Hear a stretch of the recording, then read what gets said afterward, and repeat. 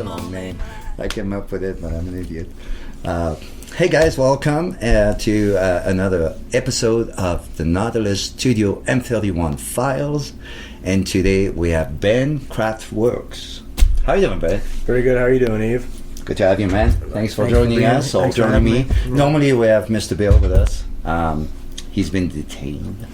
Mr. Bill. So, yeah. Here in spirit. That's right. Yeah, the chair is there, you know. So, brother, tell me where you're from. I am from Phoenix, Arizona. Okay.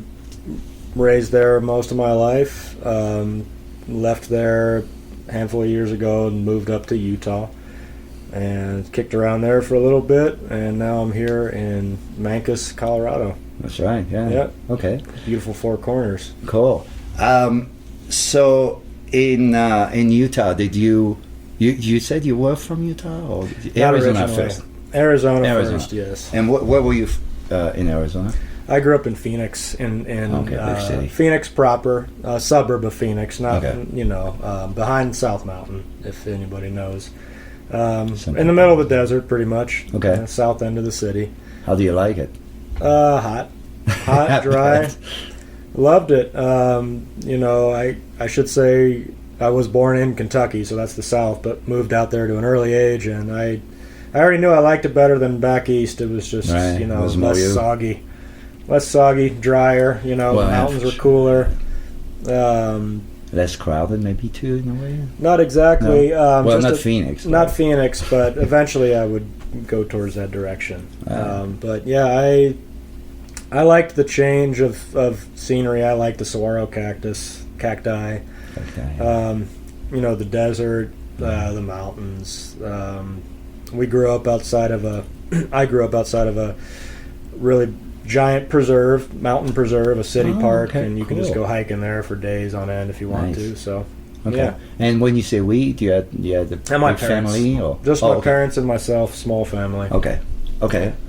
So, what was the catalyst or the inspiration to get into music? Like, what started you on that path? I have music on both sides of my family.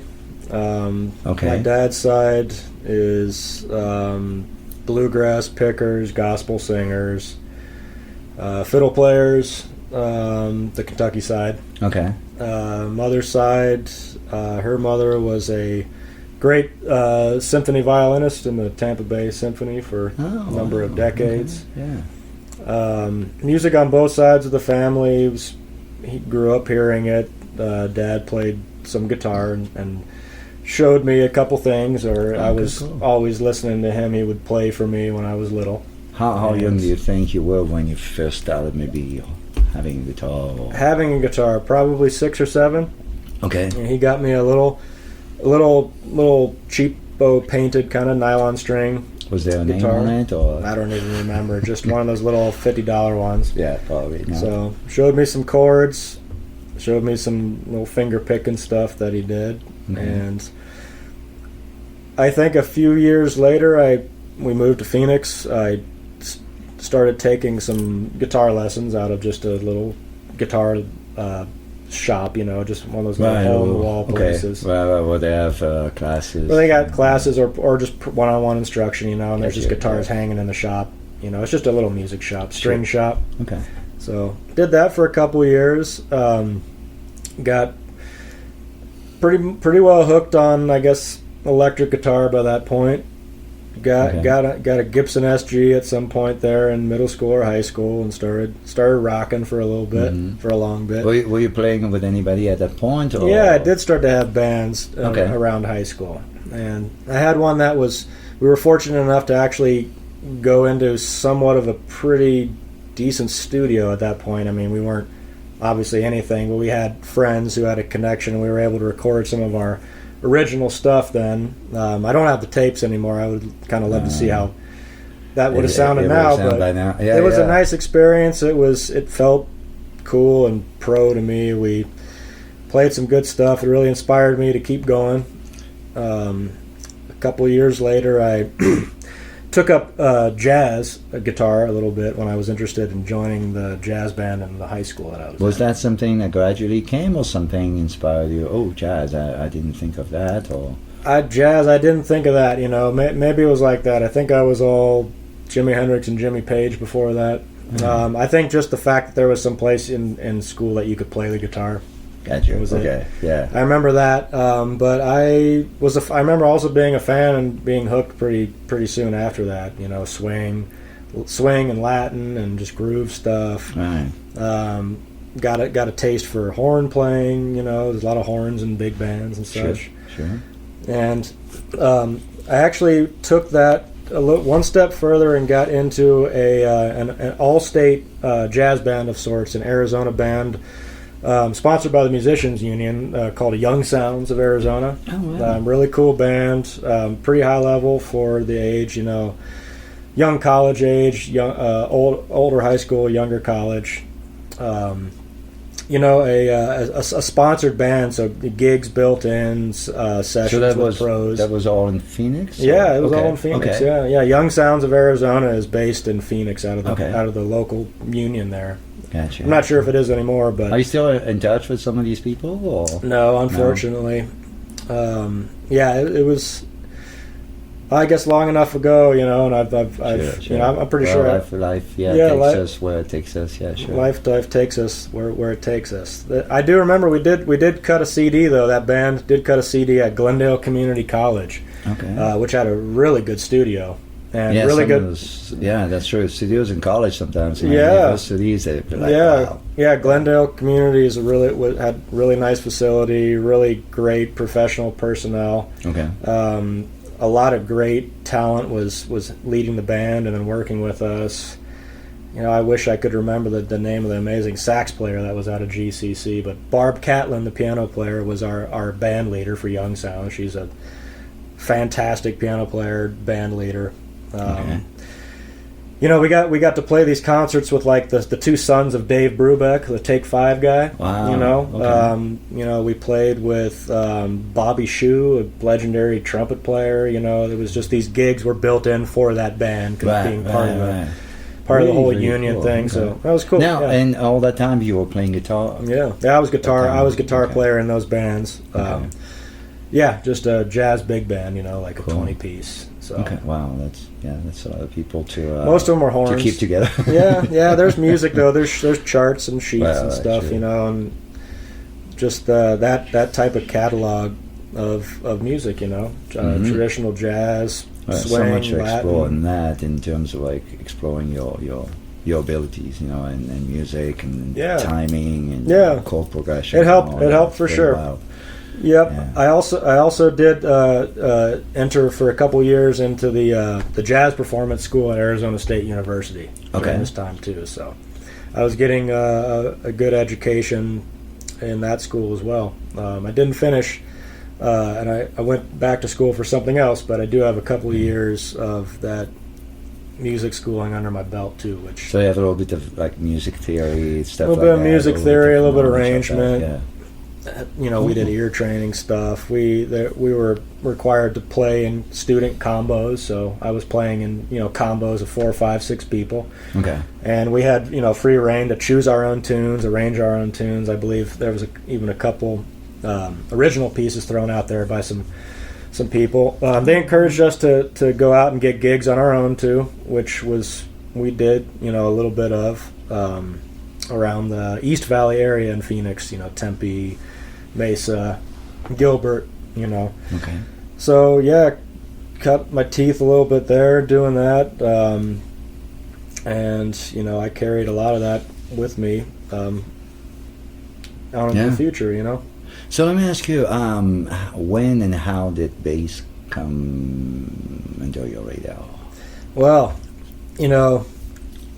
probably listening to some bands like Cream or Yes, like Chris Squire being Chris Squire, one of the mans, probably that thing that a lot of guitar players think when they were like, ooh, that looks like a giant guitar. I'd love to play that like he almost plays it like a giant guitar. Really, he was playing it like a giant guitar with a pick and fuzzed out and just, square, sharp tone. Yeah, it was really cool. It was really inspiring, that kind of stuff. I got into different stuff. I got into like progressive rock, and then the jazz. The walking bass of jazz. Actually, come to think of it, really inspired me. Inspired you? Yeah, inspired me to play, chord and bass and melody type of finger picking on the guitar later. But also just inspired me to just kind of want to play the dang thing. Songwriting. Did that happen early? Did that happen late? What can you say about that? A little bit along the way, each point, I guess. I do remember writing some little riffs and stuff when I was middle school, high school age, getting into electric. I definitely started writing stuff when I had my band in high school, because I had two very talented brothers on bass and drums, and they were very intuitive, and they came from a good musical family, and we had a lot of fun. And we would write a lot. We would just enjoy writing with each other, which was cool. Yeah, and that doesn't happen. It's nice when it happens, right? It was a truly collaborative thing. But I do remember bringing a couple kind of what I thought were finished ideas to the table. We did get to go record our ideas in a studio, and we did, I think, record 4 or 5 numbers, and we were, I guess, 15, 16, something like that. Awesome, it was pretty cool. Yeah, those are all great experiences. Yeah, so I wrote a couple things there, and I just, I never tried to write because it doesn't work for me that way. I just have to wait for it. Right. I just have to keep grooving on stuff, and sometimes something will pop out, which I will then work upon for years to do something with it. Something else will come down fully formed near. Right. So, and that happens less often, but still I've had just songs and pieces of music fall out, just arrange themselves out, in a short matter of time. So. Yeah. I have a couple albums of original material released on Sun Hypnotic, an independent label out of Eugene, Oregon. Oh, cool! Awesome. My buddy runs it. Okay. And really good music brother of mine. Can you tell me again the name? The name is Sun Hypnotic. Sun, S-U-N Hypnotic. Yeah, all one word. Does he have a website? Yeah, I think it's sunhypnotic.info. It's probably somewhere on Bandcamp. I'll put it on the thing. It will appear right here. Sunhypnotic.info? It's a cool website. I'll double check it, and if it goes to it, I'll put it. Yeah. Really, really cool. Cool avant-garde, found sound, collage-y, experimental. Some lo-fi, some weird classical duet stuff. Yeah. It's just everything off the wall and just really, really novel, really good stuff. And I got my stuff on there. And awesome. I guess that would be the current extent of my songwriting. Okay. So, yeah. Hey, since we're talking about songwriting, would you mind doing a song of yours for us? Absolutely. Yeah, I'd awesome. love to. Okay, so we'll get you all set up, and we'll do that. Cool. Well, this song's inspired by a place in Utah in San Juan County called Three Step. And the song's called Three Step. And I called it that because you go down 2 times for 3 different steps down the mountain. And I wanted to try to emulate that in the song somehow, so I'm going to try my best.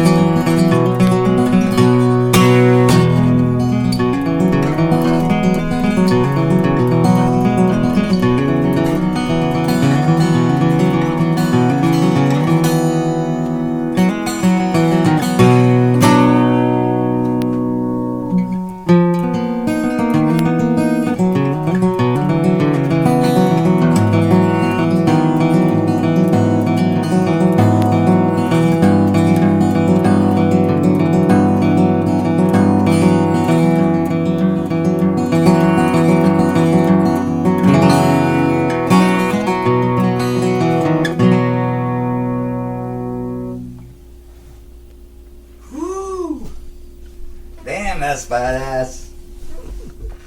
Man, that was awesome. Thank you. Great song. Right. Thanks for sharing it, You're brother. I welcome. appreciate it. Thanks for letting me do it. You're welcome. You're welcome. And what I would like to ask you is, right now you're in Memphis. How did you get here? Like, what made you end up in Memphis? Oh, you know, from being around southeastern Utah for a little while back there, I traveled down to Four Corners area from time to time.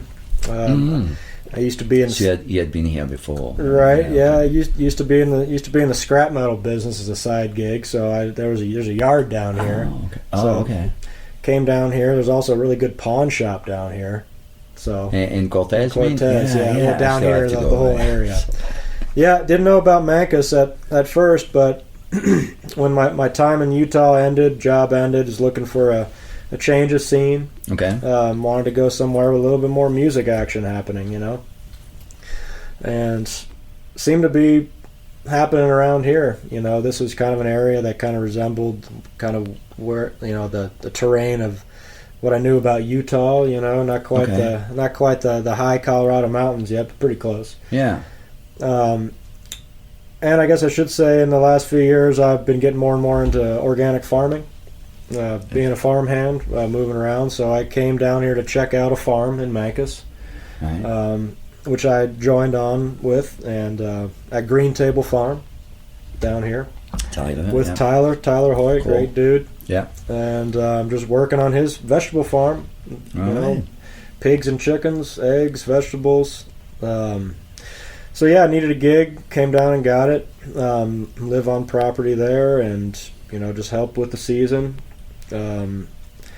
Got myself another job in town, and figured I'd stay a little bit because I started looking at the music scene, and there's a lot to be had. And so when was it that you actually got here and stayed? I've only been here since June of 2025. Okay. Last year. Okay, so that's quite a year, yeah. Yeah, quite a year. All I'm right. still pretty. Yeah. And talking about that, so currently in music, you're, if I'm not mistaken, you're kind of like in 2 projects, Yeah. if not more. I don't know. Maybe there's some I don't know about. Maybe there's something on the horizon.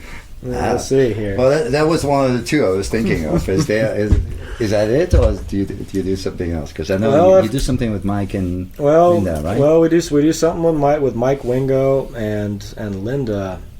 Man, Linda Baker. Mm-hmm. Baker. Yeah. Yes, Linda Baker. Yeah. Still getting the last names, you know. Yeah, It hey takes me a man. little while. Like I said, you're green, so Green. we'll get you in there. More than one way.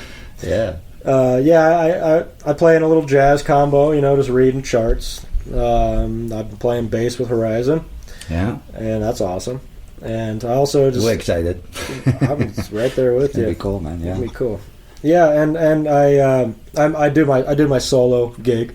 I do a solo rep. Yeah, you just did something at Memphis Brewery maybe a month ago, a little less. Played the brewery a month ago. I played a really cool gig at the Memphis Opera House last year for the holiday season, for the holiday arts festival, arts fair. Okay. The farmers markets. I'll be at Zoo Gallery with a bunch of other folks here, Awesome. doing my solo thing. Yeah, do you have any date that you could within?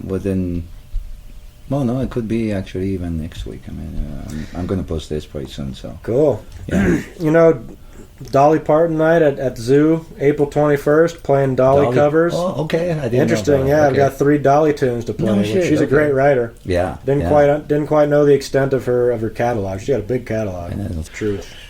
The new Horizon bass player, so yeah, it's going to be fun.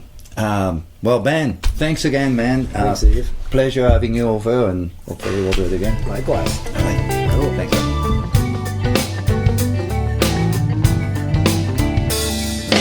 Lips, flowers of the night, gleaming from the moisture in